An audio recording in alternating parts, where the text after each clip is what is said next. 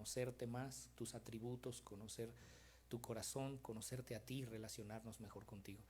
Y en esa medida poder vivir para tu deseo y para tu gloria. Te lo pedimos, Señor, y lo oramos en los méritos de tu Hijo Jesucristo. Amén y amén. ¿Puede tomar asiento, hermano?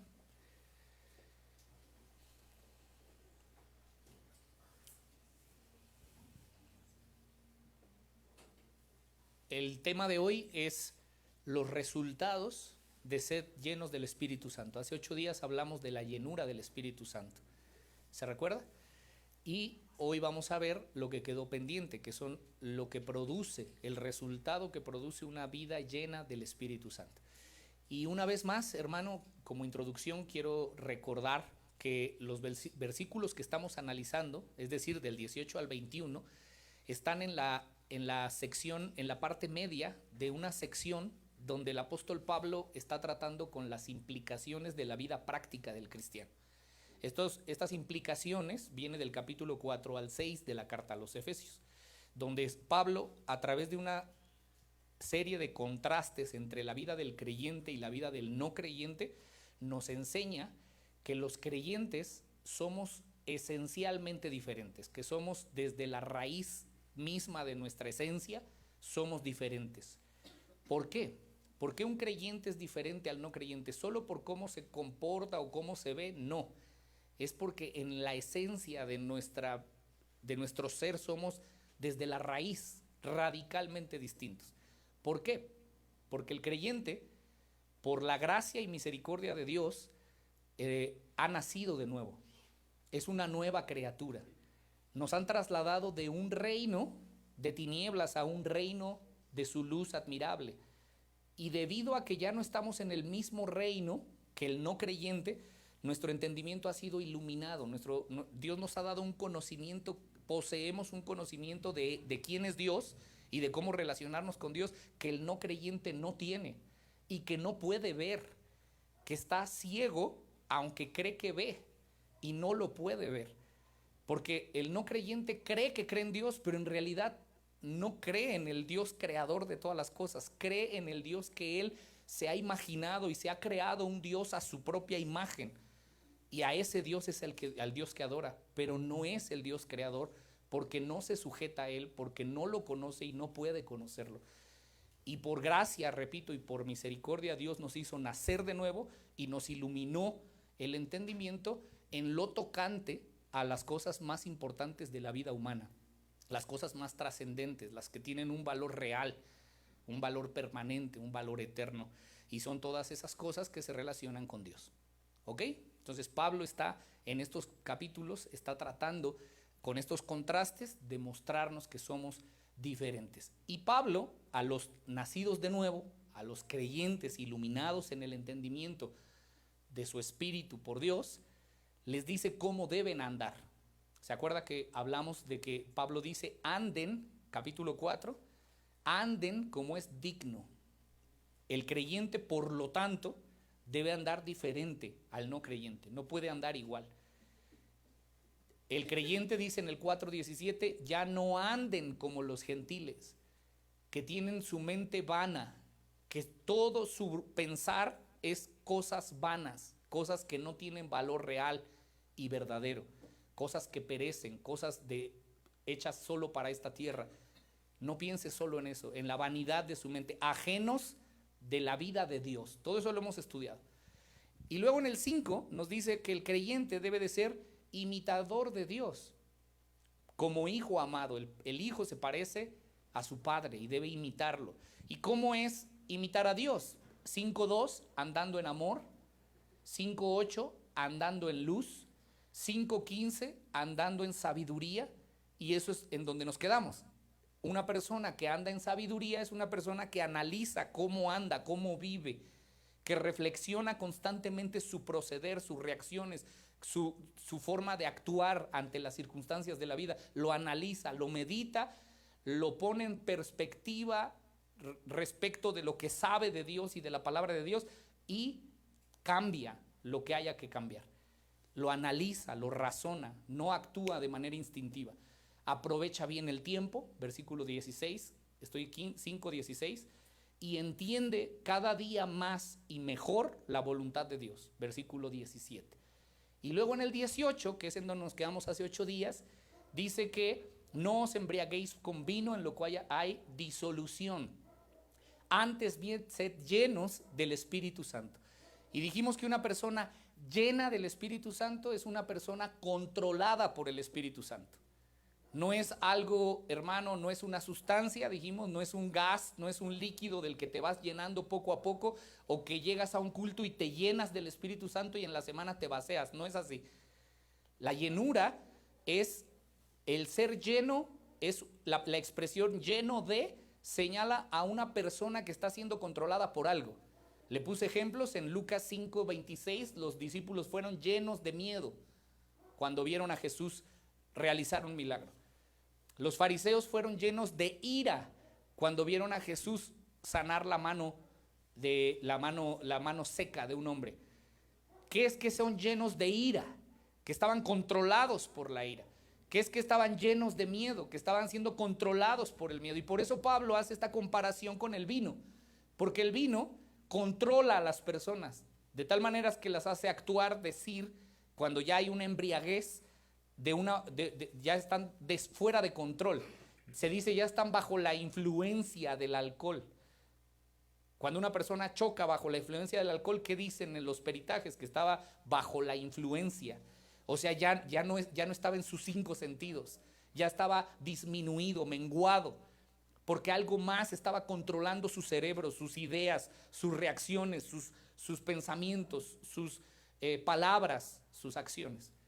Entonces, Pablo dice, esa es una prohibición expresa.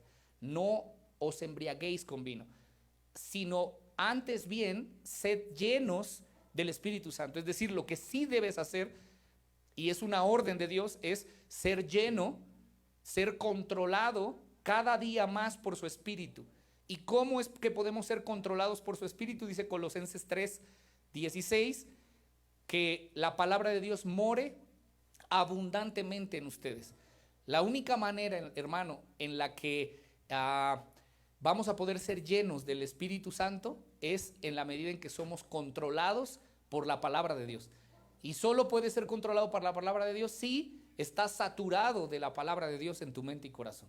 Si no hay palabra de Dios en ti, hermano, no hay manera de que seas lleno, de que seas controlado por el Espíritu Santo. Por lo tanto, es imprescindible para todo creyente ser lleno del Espíritu Santo. No podemos vivir una vida digna, no podemos cumplir con las demandas de Dios, no podemos vivir una vida a la altura de ser un hijo de Dios dignamente si no es por la llenura del Espíritu Santo. ¿Sí, hermano? No podemos andar en luz, no podemos andar en amor, no podemos andar en sabiduría si no somos controlados por su palabra. Y entonces dijimos, ¿cómo podemos ser llenos del Espíritu Santo? Y dijimos hace 8 días, primero no debemos contristar al Espíritu Santo que vive en nosotros, ser conscientes que es una persona que vive en nosotros, mora en nosotros desde el momento de nuestra conversión, ¿sí? Y que cuando pecamos, el Espíritu Santo no se va, si eres creyente, pero sí se contrista. Entonces, ¿quieres ser controlado por el Espíritu? No contristes al Espíritu. Segundo, todo esto ya le estoy recordando lo que hemos visto. Segundo, debemos evitar ser controlados por cualquier otra cosa. Debemos evitar ser controlados por el alcohol o por cualquier otra sustancia o por cualquier otro sentimiento. Debemos evitar ser controlados por la ira, debemos evitar ser controlados por la ansiedad o por la depresión. ¿Y cómo logramos esto? Otra vez, a través de llenar nuestra mente de la palabra de Dios. De modo que Dios llene cada vez más, controle cada vez más nuestra mente, corazón y voluntad. Amén. Y cuando esto ocurre, entonces el Espíritu Santo se manifiesta, el poder de Dios se manifiesta en nosotros, empieza a obrar una transformación en cada uno de nosotros. Entonces, en esencia, hermano, esta es la introducción, en esencia, escuche lo que hemos visto hasta acá. En el momento que nosotros nos convertimos a Dios en arrepentimiento y fe por medio de Jesús, el Espíritu de Dios viene a morar en nosotros. ¿Eso ya estamos claros? Somos templo del Espíritu de Dios. Él viene a morar en nuestro corazón. Dios mismo viene y habita en nosotros por su Espíritu. El Creador habita en nosotros por su Espíritu. Y de manera inmediata, Él empieza a trabajar en cada uno de nosotros un proceso para formarnos a la imagen de su Hijo. ¿Sí, hermano? Él empieza a trabajar y obrar en nuestra mente y corazón. Ahora, ese proceso de transformación opera en nosotros a través de nuestro entendimiento. No hay manera de que nosotros nos parezcamos cada día más a nuestro Creador si no es a través de renovar nuestro entendimiento. En la medida en la que la palabra de Dios toma lugar en nuestra mente, nos parecemos más a Cristo. Cuando el estándar de Dios se convierte en mi estándar, me parezco más a Él. Cuando cambio mis estándares por los de Él. Cuando conozco su voluntad y mi voluntad la sujeto a su voluntad. Ya no se haga mi voluntad, sino tu voluntad. Cuando yo empiezo a conocer la palabra, me doy cuenta que yo tengo un estándar y que muchas veces es distinto al de la palabra. Debo hacer a un lado el mío y tomar el de Él. Cuando yo veo su voluntad, a veces veo que es diferente a mi voluntad. Tengo que decir, no mi voluntad, sino la tuya. ¿Me explico, hermano? Cuando yo veo el deseo del corazón de Dios a través de las páginas de la Biblia, debo hacer a un lado mis deseos y poner mis deseos, alinearlos a su deseo. ¿Me explico? En la medida que eso va ocurriendo, eso solo puede ocurrir si conocemos quién es Dios. Entonces, esto viene a través de un proceso por su palabra. Entonces, si nosotros, y este es el tema de hoy, si somos obedientes a esto que acabo de decir, bueno, que Pablo acaba de enseñar, es decir, si somos obedientes a la prohibición de no dejarnos controlar por la embriaguez ni por ninguna otra cosa, y somos obedientes a ser llenos de su palabra, llenos de su espíritu, va a haber una serie de resultados. ¿Cuáles son esos resultados? Versículo 19. Vamos a hablar entre vosotros con salmos, con himnos, con cánticos espirituales, cantando y alabando al Señor en nuestros corazones. 20. Dando siempre gracias por todo al Dios y Padre en el nombre de nuestro Señor Jesucristo. 21. Someteos los unos a los otros en el temor de Dios. ¿Cuáles son los resultados entonces de ser lleno del Espíritu Santo? Escuche, hermano. Así como la embriaguez produce una vida disoluta, una vida de perdición, una vida que lleva a la destrucción, la llenura del Espíritu Santo produce 1. Adoración. 2. Gratitud. Y 3. Una sumisión mutua. Esos son esos 3 versículos. ¿Qué produce una vida llena del Espíritu Santo? Una vida saturada de la palabra. Adoración a Dios. Segundo, ¿qué produce? 20. Dando siempre gracias a Dios por todo. Produce gratitud. Y número 3, produce una sumisión mutua. El tercer punto, nuevamente, lo vamos a ver dentro de 8 días. Hoy solo vamos a ver los primeros 2. La adoración y la gratitud. ¿Sí me va siguiendo? Entonces, una persona llena del Espíritu tiene adoración, gratitud, sumisión. Veamos en primer lugar lo que produce una vida llena del Espíritu, adoración. Ahora, ¿qué es lo que dice? ¿Qué es lo que acabamos de leer? Lea conmigo nuevamente el 19. Ayúdeme a leerlo, hermanos. ¿Qué dice? Léalo usted, por favor.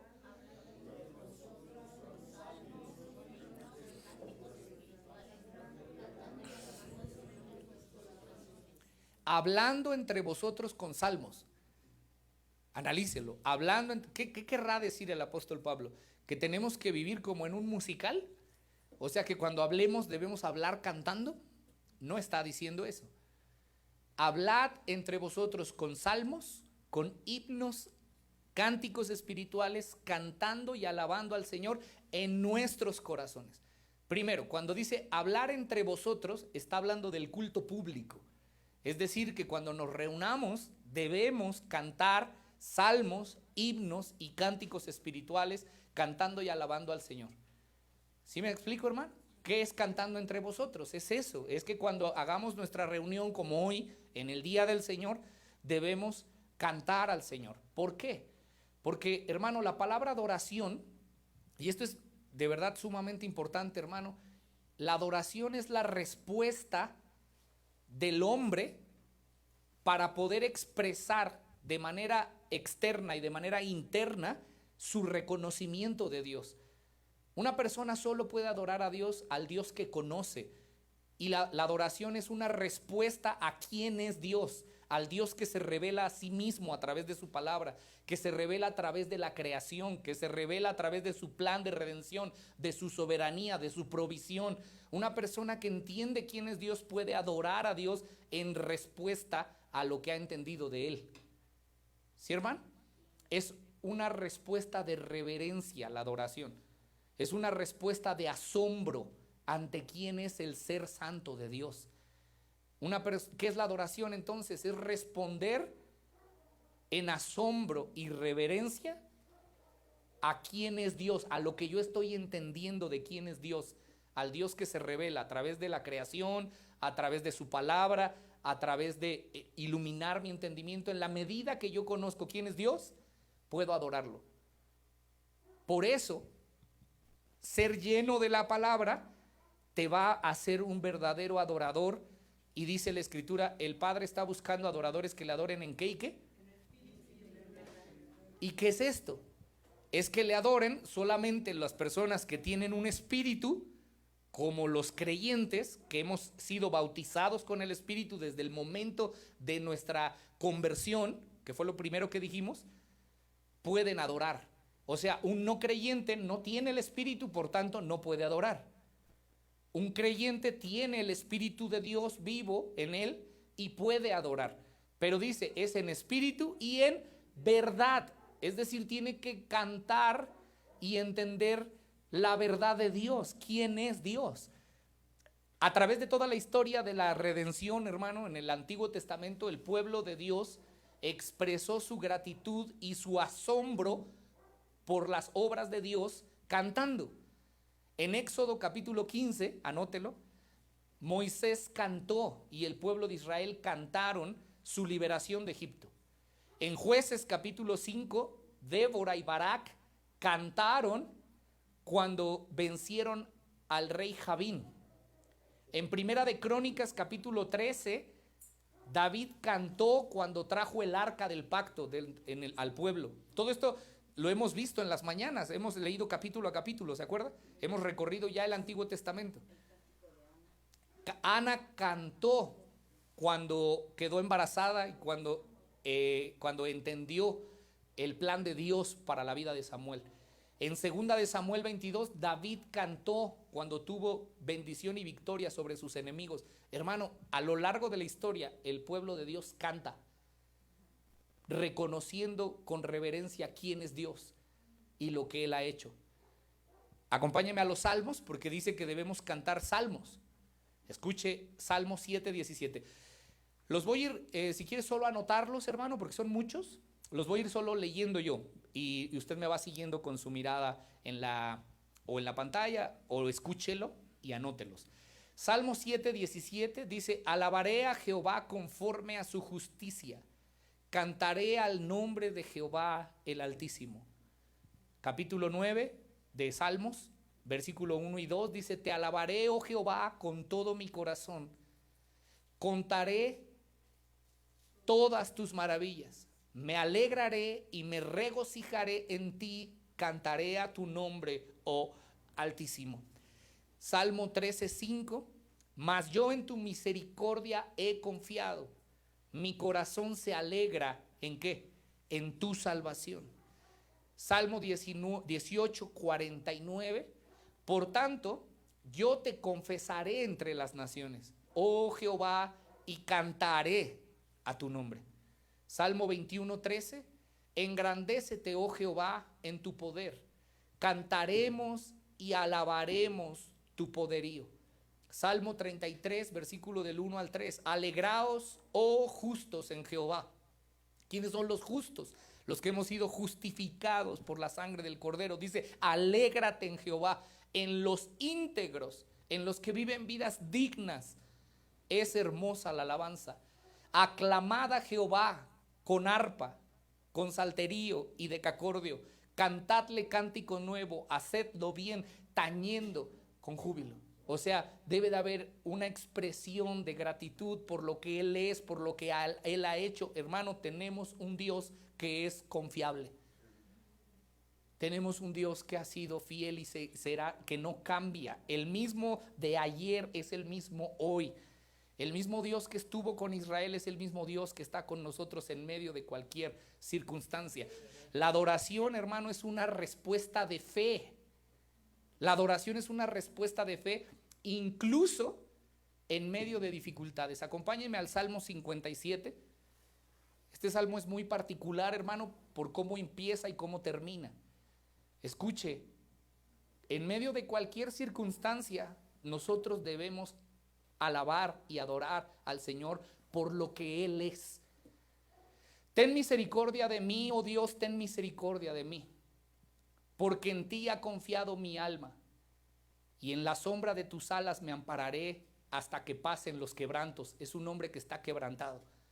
Clamaré al Dios Altísimo, al Dios que me favorece. Él enviará desde los cielos y me salvará de la infamia del que me acosa. Dios enviará su misericordia y su verdad. Escuche cómo está el alma de este hombre. Mi vida está entre leones. ¿Cómo se ha de haber sentido? Acosado, con miedo. Pero está adorando al Señor en medio de esa circunstancia. Estoy echado entre los hijos de los hombres que vomitan llamas. Sus dientes son lanzas y saetas, y su lengua espada aguda. Exaltado sea sobre los cielos. Hermano, ¿cómo un hombre en medio de una circunstancia puede adorar al Señor? Es que conoce quién es Dios, conoce su soberanía, conoce que la voluntad de Dios, aunque para nosotros parezca mala, es buena, agradable y perfecta. Mire el versículo 5. Exaltado seas sobre los cielos, oh Dios, sobre toda la tierra sea tu gloria. Red han armado a mis pasos, se ha abatido mi alma, hoyo han cavado delante de mí, en medio de él han caído ellos mismos. Pronto está mi corazón, oh Dios, mi corazón está dispuesto. En medio de todo eso, cantaré y trovaré salmos. Despierta, alma mía, despierta, salterio y arpa. Me levantaré de mañana, te alabaré entre los pueblos, oh Señor, cantaré de ti entre las naciones, porque grande es hasta los cielos tu misericordia. ¿Qué le agradece a Dios? La misericordia, aún en medio de la dificultad, de la tribulación y de la prueba. Y hasta las nubes, ¿tú qué? Tu verdad. Exaltado sea sobre los cielos, oh Dios, sobre toda la tierra sea tu gloria.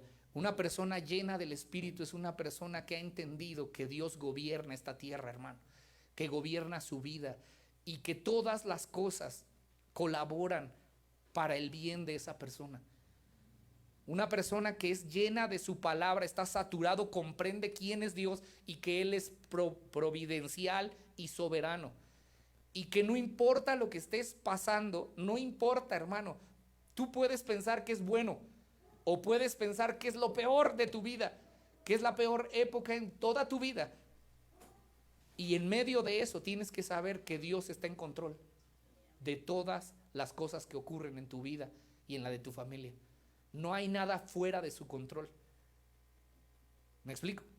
Por eso es que una persona saturada de la palabra de Dios, llena, controlada por Dios, en medio de las circunstancias, sabe que aún la muerte, porque eso es lo que podría ser lo peor, ¿no? Nosotros, regularmente el hombre dice que para todo hay solución excepto para la muerte, ¿no? O sea, el hombre le tiene miedo a la muerte, pero aún la muerte, hermano, solamente es un paso hacia estar con Él para siempre. Fíjese, le voy a contar rápidamente un testimonio. Hay un pastor que falleció su esposa. Estaba muy enferma su esposa y falleció un jueves. Y el viernes, el sábado, sus hijos le preguntaron: oye, papá, ¿qué vamos a hacer mañana domingo? Y el papá le dijo: pues ¿qué vamos a hacer? Pues vamos a ir a la iglesia. Su mamá había fallecido el jueves. Y dice que él esa noche, para amanecer domingo, estaba enojado con Dios. Sincero el pastor, ¿verdad? Que le dijo: Dios, yo la verdad es que voy a predicar pero nunca más voy a volver a predicar aquellos versículos donde dice, clama a mí y yo te responderé, jamás, porque yo clamé a ti y no me respondiste, de todas maneras te la llevaste.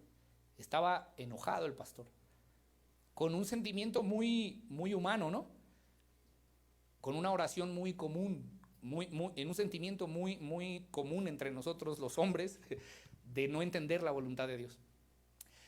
Y dice que siguió orando y que le dijo, este otro versículo no lo vuelvo a predicar, este otro tampoco. Estaba haciendo su berrinche. Cuando dice que de repente él fue a Apocalipsis y él leyó un pasaje donde hay cielos nuevos y tierra nueva, donde dice que en el cielo no habrá llanto, donde no habrá dolor, donde no habrá muerte, y que Dios le dijo, tú me pediste, ¿qué es lo que querías para tu esposa? Que estuviera bien. Ahora está en el lugar en donde no hay más dolor. Ahora está en el lugar donde ya no hay muerte. Tú querías vida para tu esposa, ahí no hay muerte. Tú querías salud para tu esposa, ahí no hay enfermedad. Tú querías vida para tu esposa, ahí no hay cosas malas. ¿Me explico, hermano? Y entonces dice que él, cuando entendió ese pasaje, entendió que Dios le había respondido mucho más allá de lo que él podía comprender. Sin embargo, él no estaba comprendiendo bien la voluntad de Dios. Y eso es lo que hace la palabra de Dios cuando controla tu mente y eres lleno de la palabra de Dios. Porque, hermano, nosotros podemos pensar que cuando alguien muere es lo peor. Hermano, no es lo peor. Lo mejor que le pudo haber pasado a una persona que conoce al Señor es irse con el Señor, porque estará mucho mejor allá que acá. Pero a veces nos aferramos a que alguien esté aquí. ¿Pero por qué? Si allá está muchísimo mejor. Pablo dijo, para mí el vivir es Cristo y el morir ¿qué es? Es ganancia. Y les dijo, yo ya no sé qué es mejor, si quedarme aquí a predicar por amor a ustedes o irme, porque irme sería muchísimo mejor. Hermano, es que el problema es que tenemos nuestra mirada tan puesta en la tierra que nos da miedo irnos, porque la gente no sabe ni tiene la certeza a dónde va.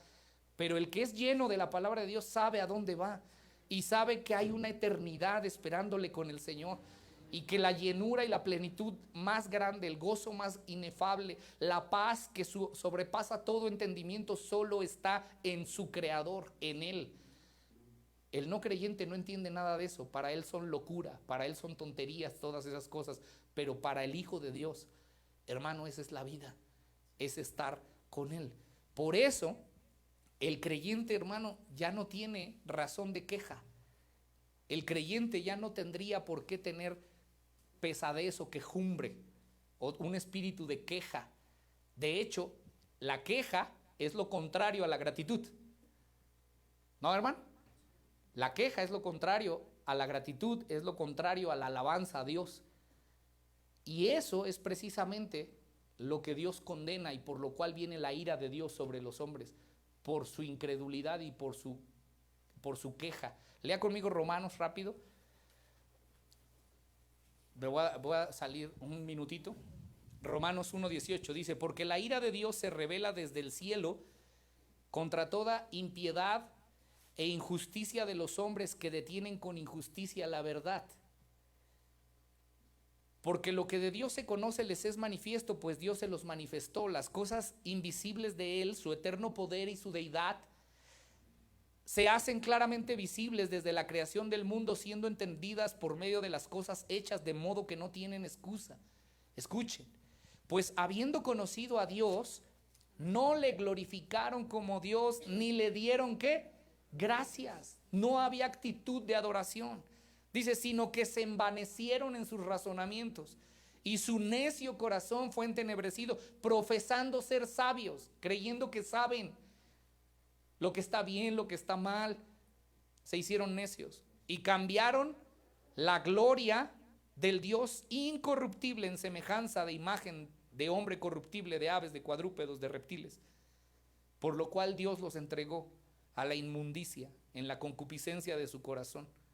Versículo 20, por esto Dios los entregó a pasiones vergonzosas. 28, como ellos no aprobaron tener en cuenta a Dios, Dios los entregó una mente reprobada para hacer cosas que no convienen. ¿Te das cuenta? Es incompatible, hermano, la queja con el creyente. La queja es propia de la incredulidad. La queja es propia del no creyente. Por eso el no creyente no puede adorar. El no creyente no puede dar gracias. El no creyente, hermano, está todo el tiempo quejándose. Cuando tú conoces quién es Dios, puedes adorar en medio de cualquier circunstancia más allá de quejarte. ¿Dice amén? ¿Vamos bien? Déjeme ponerle un ejemplo más. Vamos a Hechos capítulo 16. Quiero que vea algo sorprendente, hermano, en Hechos capítulo 16.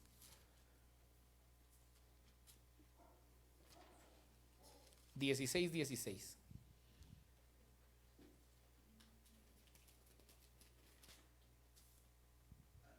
Escuche esta historia, hermano. Aconteció que mientras íbamos a la oración, dice Pablo y Lucas, que es el escritor, nos salió al encuentro una muchacha que tenía un espíritu de adivinación, la cual daba gran ganancia a sus amos adivinando. Entonces Pablo, Lucas van a un lugar y le sale una mujer que tiene un espíritu de adivinación y le daba ganancia a sus amos. Tenía un espíritu, un demonio pues, que le hacía ver el futuro y le daba ganancia a sus amos. 17. Esta mujer, siguiendo a Pablo y a nosotros, daba voces diciendo: estos hombres son siervos del Dios Altísimo, quienes anuncian el camino de salvación. Escuche, esa mujer ahí toda endemoniada viene y dice: estos son los que predican la Biblia y predican el camino de salvación. Dice: y esto lo hacía por muchos días, mas desagradando a Pablo, este se volvió y le dijo al espíritu: te mando en el nombre de Jesucristo que salgas de ella. Y salió en aquella misma hora. Pero viendo sus amos que había salido la esperanza de sus ganancias, prendieron a Pablo y a Silas y los trajeron al foro ante las autoridades. Y presentándolo a los magistrados le dijeron: estos hombres son judíos y alborotan a nuestra ciudad. Enseñan costumbres que no es lícito, que no nos es lícito recibir ni hacer, pues somos romanos. Y escuche lo que ocurrió, hermano. Se agolpó el pueblo contra ellos y los magistrados, rasgando las ropas, ordenaron ¿qué? Azotarlos con varas. O sea, les pegaron. Y hermano, eso lo leemos en 3 palabras: los azotaron con varas. Hermanos, les dieron una golpiza horrible por un espíritu de adivinación, o sea, por una mujer que les estaba gritando de cosas. Pablo le dice: sal fuera, la libera del demonio, de ese espíritu, de ese demonio, y se enojan los adivinos, los brujos, alborotan a todo el pueblo y los golpean horrible. Hermano, con varas los golpearon. Y escuche, 23, después de haberles azotado, ¿qué?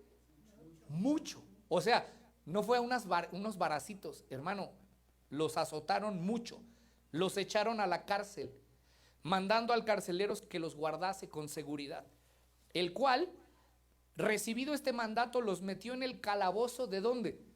De más adentro, y les aseguró los pies. ¿En dónde? En el cepo. Entonces, mire esta escena en su mente.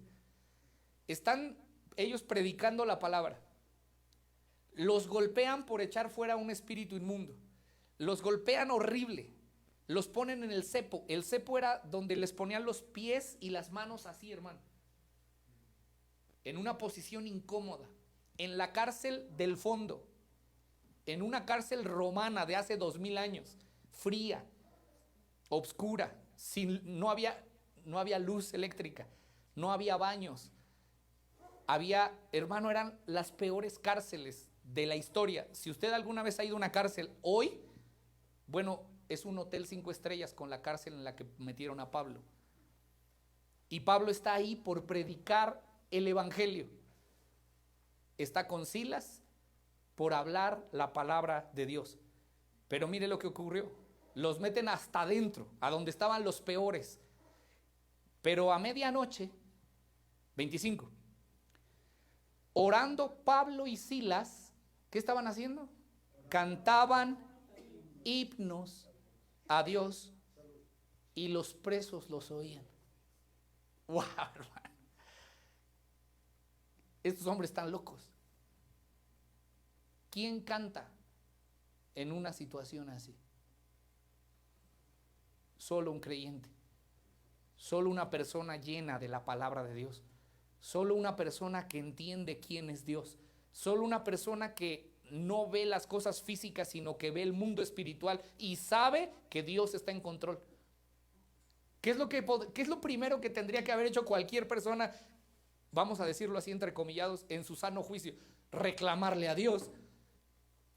Señor, pero ¿cómo es posible? Yo estoy predicando tu palabra y me va mal. Estoy predicando y me golpean. Señor, creo que aquí sí te equivocaste, como que se te salió de control. Yo estoy predicando tu palabra. O sea, no estoy pecando, estoy predicando el evangelio.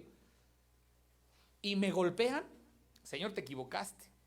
Y me meten a la cárcel. Señor, no, algo está ocurriendo. Señor, ¿cómo? ¿Por qué? La respuesta lógica del hombre sería, ¿por qué a mí? Pero ¿sabe qué hicieron ellos?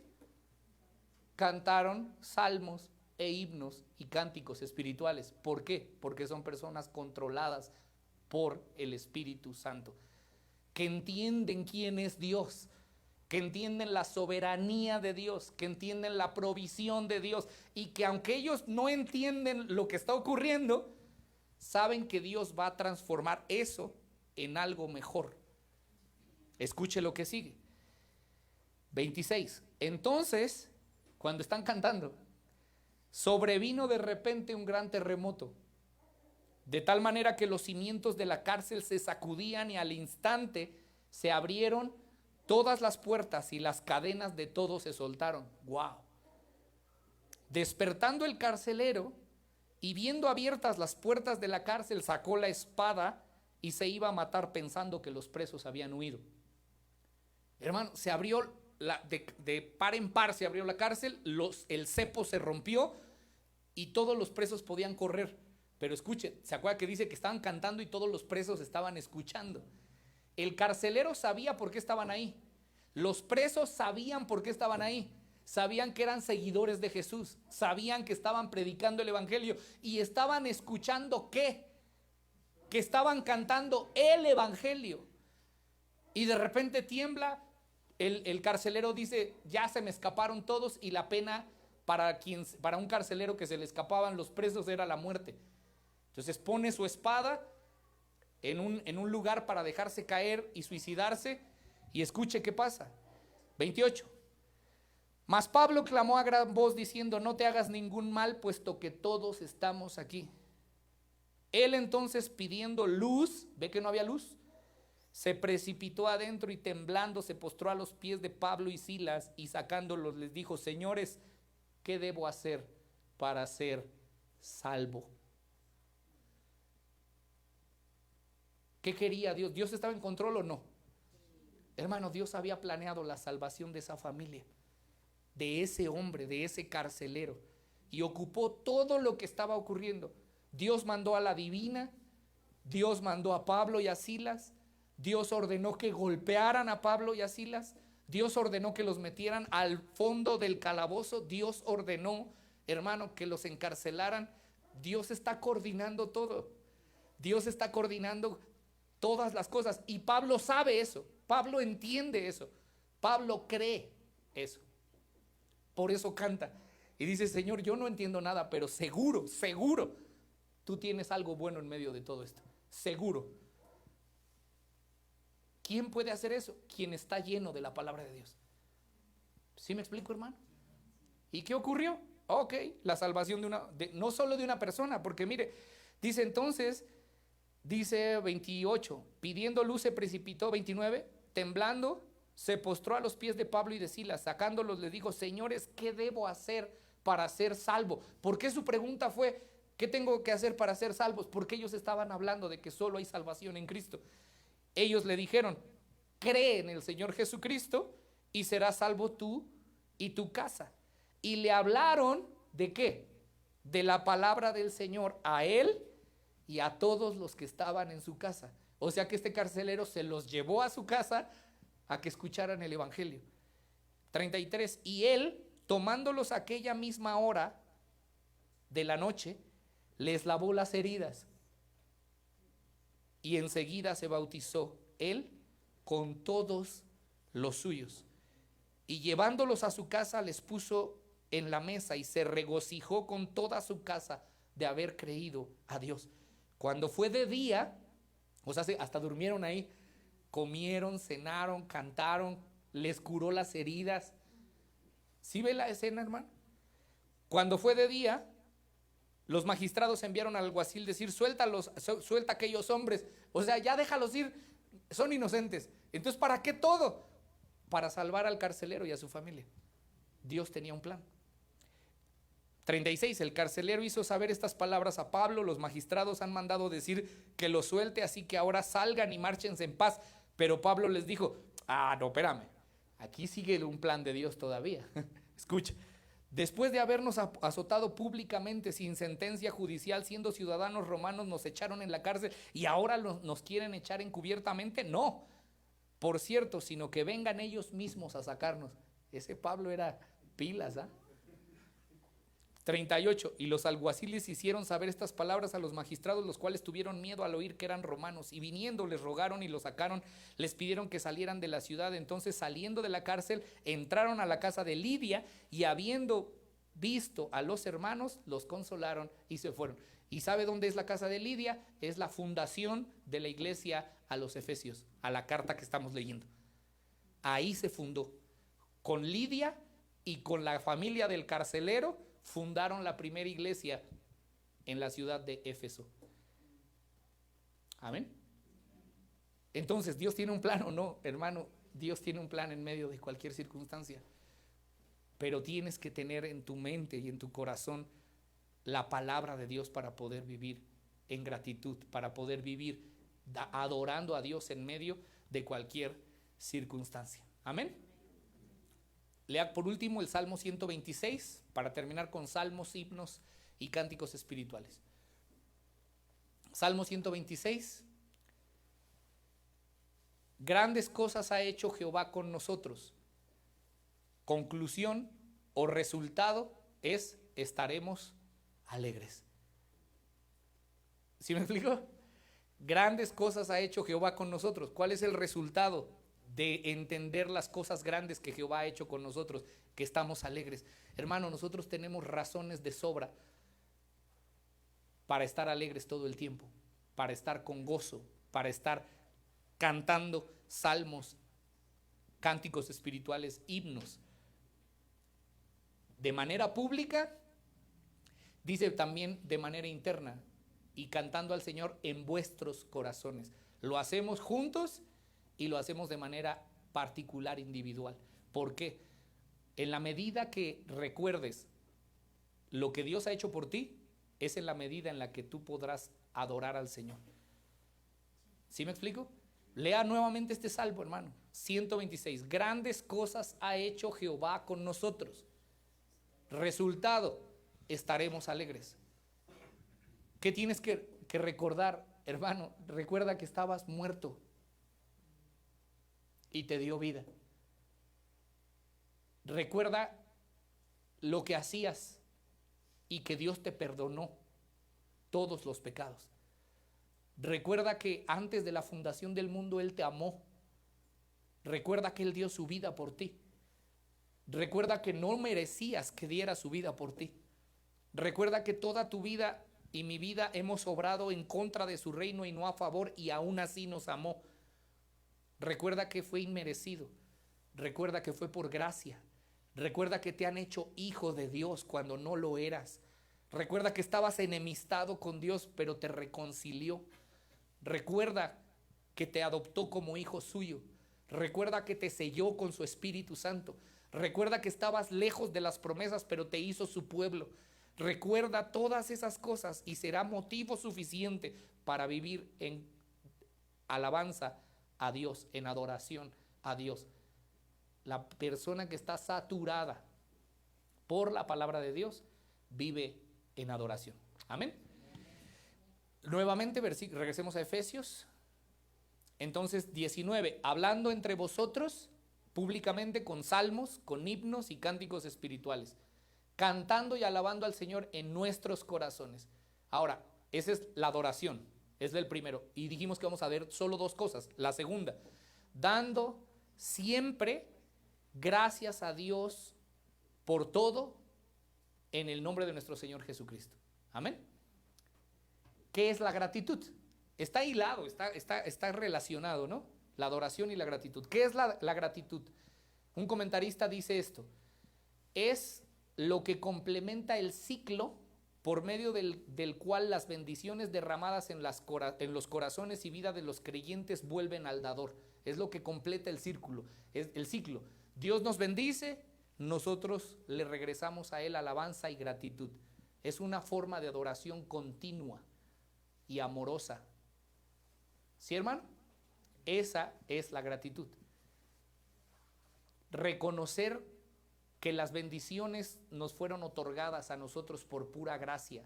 Eso es gratitud, eso provoca gratitud. Reconocer que lo que tenemos viene por Él y que todo lo que tenemos es por Él, por medio de Él y para Él. Reconoce que las bendiciones son grandes y que son muchas y que debemos dar gracias a Dios constantemente. ¿Qué dice? ¿Cuándo tenemos que dar gracias? Siempre. Lea conmigo Tesalonicenses, hermano. Antes de que vaya allá, escuche, lea conmigo nuevamente. Es breve este punto, pero es dando siempre gracias a Dios por todo. ¿Cuándo tenemos que dar gracias? Siempre. Es una gratitud continua. Pero ¿por qué debemos dar gracias? ¿Debemos dar gracias a Dios en todo o en todo? Perdón, ¿en todo o por todo? Dice, por todo. Ahora escúcheme, hermano. Es que la gratitud es algo que trae beneficio a nuestra vida. Dios ordena que seamos agradecidos. Y lo único que puede hacer que tu vida sea agradecida es entender quién es Dios y entender quién eres tú delante de Dios. Entender que no merecíamos nada y que nos ha dado todo. Porque todo lo que tienes, hermano, absolutamente todo, te ha sido dado por gracia.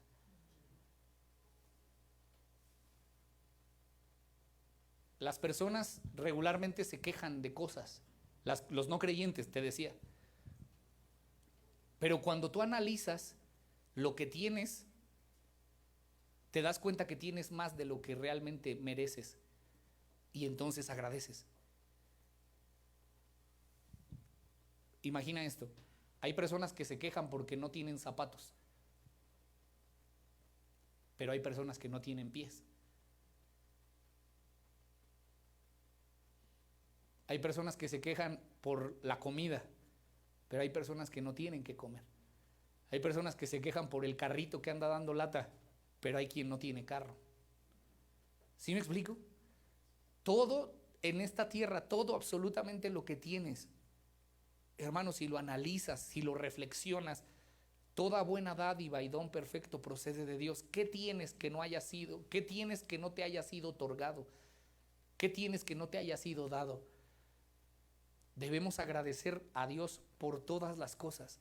Por eso Tesalonicenses 5:18 dice, dad gracias en todo, porque esta es la voluntad de Dios para con todos nosotros en Cristo. Dad gracias a Dios en todo, porque esta es la voluntad de Dios. Entonces déjame notificarte de parte del Señor que es la voluntad, es su voluntad que tú y yo vivamos vidas en gratitud constante. ¿Sí? Que demos a Dios gracias o gracias a Dios en todas las cosas. Ahora, déjame terminar con esto, hermano. ¿Sabes que leí un artículo que leyó el pastor Miguel Núñez de neurociencia? Bueno, aún la neurociencia o los estudios neurológicos han demostrado el beneficio de la gratitud. Déjame leerte un pedacito.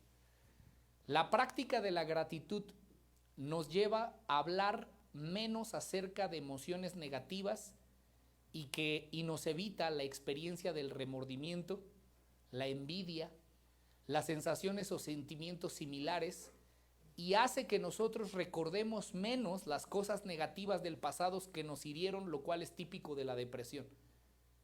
¿Sí me siguió? Eso dice una revista de neurociencia. Voy a repetir: la práctica de la gratitud nos lleva a hablar menos acerca de las emociones negativas, nos evita experiencias de remordimiento, envidia, sensaciones o sentimientos similares, hace que recordemos menos las cosas negativas del pasado que nos provocaron o nos hirieron. Las personas agradecidas, escuche, sienten menos dolor.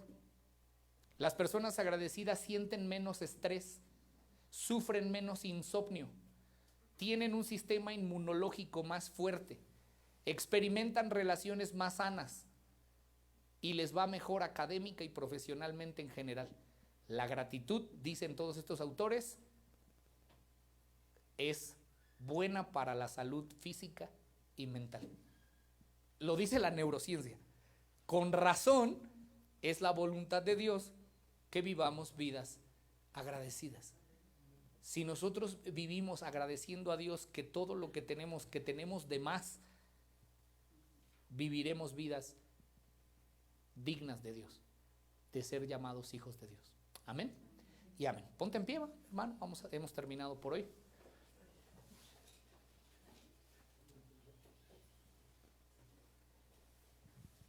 Cierra un momento tus ojos y hagamos una oración esta mañana.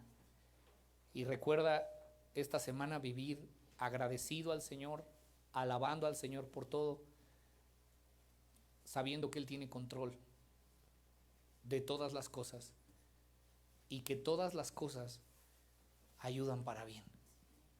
Ahí con tus ojos cerrados, hermano, déjame leerte esas palabras que están en Romanos capítulo 8. No lo busques, yo te lo voy a leer.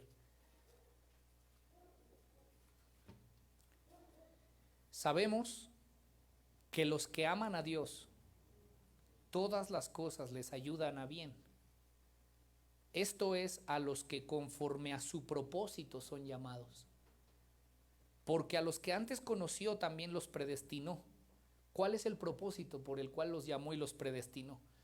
¿Cuál es el bien para el cual colaboran todas las cosas? Dice, para que fuesen hechos conformes a la imagen de su Hijo. Todo lo que ocurre en tu vida, absolutamente todo, Dios lo tiene en su control, soberanía y providencia. Vive agradecido aún en medio de las tribulaciones, con sumo gozo, sabiendo que la tribulación produce paciencia, que la tribulación, la prueba produce un carácter semejante al de Cristo. Así que, hermano, para ti y para mí, gracias a Dios, todas las cosas, lo que sea que estés viviendo, si hay comida o no la hay, si hay sustento, si no hay, si hay escasez, si hay lo que sea, Dios lo está permitiendo por algo. Si estás viviendo una dificultad, una tribulación, angustia, peligro, hambre, espada, desnudez, no importa, Dios está en control. Dale gracias a Dios por eso, porque Dios está obrando el carácter de su Hijo en tu vida. Señor, te damos muchas gracias. Y hoy queremos terminar este año, Señor, agradeciendo todas las bendiciones que tú nos has dado durante todo este 2025. Queremos hoy agradecerte cada cosa que ocurrió, que a nuestro parecer pudiera haber sido catalogada como buena o como mala, pero hoy entendemos que todo fue bueno y colaboró para nuestro bien, para conformarnos a la imagen de tu Hijo. Gracias por cada cosa buena que nos diste, porque todas las cosas buenas, la salud, la provisión, la economía, la vida, el sustento, el techo, la bendición de tu palabra, el carácter renovado en nosotros, cada cosa, Señor, la usaste para nuestro bien. Pero también gracias por cada cosa que nosotros catalogamos como mala. Gracias por el hambre que de pronto nos permitiste pasar, o por la escasez. Gracias por la dificultad, gracias por el problema, gracias aún por las cosas malas. No queremos darte gracias solo por lo bueno, porque eso es fácil.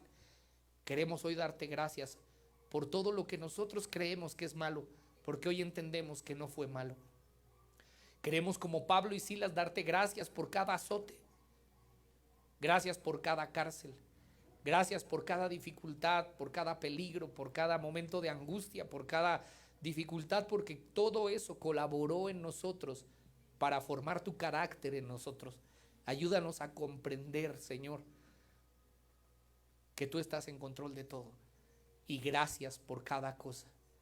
Gracias porque todo, Señor, tú lo usaste para conformarnos a la imagen de tu Hijo. Y ese es el bien más grande que podemos obtener en esta tierra, y que tú nos has prometido que la obra que iniciaste la vas a terminar en nosotros.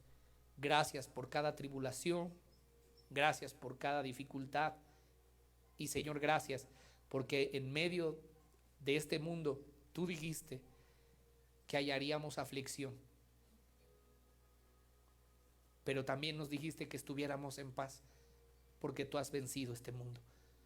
Gracias porque en medio del valle de sombra y de muerte, ahí estuviste, infundiéndonos aliento, y no tuvimos temor, porque tú estabas con nosotros. Asimismo oramos por el año que entra, por el 2026, porque sea un año en donde crezcamos a la imagen de tu Hijo, donde crezcamos en conocimiento, en sabiduría de ti, y podamos gloriarnos no en la sabiduría, no en la riqueza, no, Señor, en el poder, que podamos gloriarnos en conocerte y entenderte, en conocer más de ti, en entenderte más, en ser más agradecidos, en cantarte más, en adorarte más, en responder, Señor, con alabanza, salmos e himnos espirituales, cánticos de gratitud por quién eres tú, porque tú eres el creador del cielo y de la tierra, porque en tus manos, Señor, está nuestra vida y nuestra familia. Gracias porque todas las cosas colaboran para bien.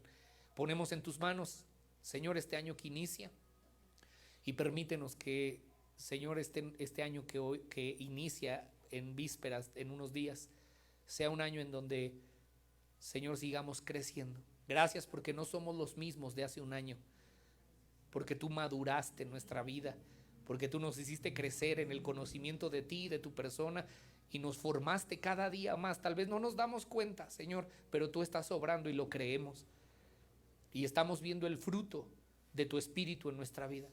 Has cambiado actitudes, has cambiado corazones, has cambiado nuestra mente, nuestra forma de pensar, la has renovado cada día más, y aunque nuestro cuerpo cada año se va envejeciendo y se va deteriorando, nuestro ser interior se va fortaleciendo por tu espíritu y tu palabra. Gracias por todas las cosas. Dale gracias al Señor un momento, hermano. Dile gracias por todo el 2025 y gracias por todo lo que harás, porque todo lo que venga colaborará para bien.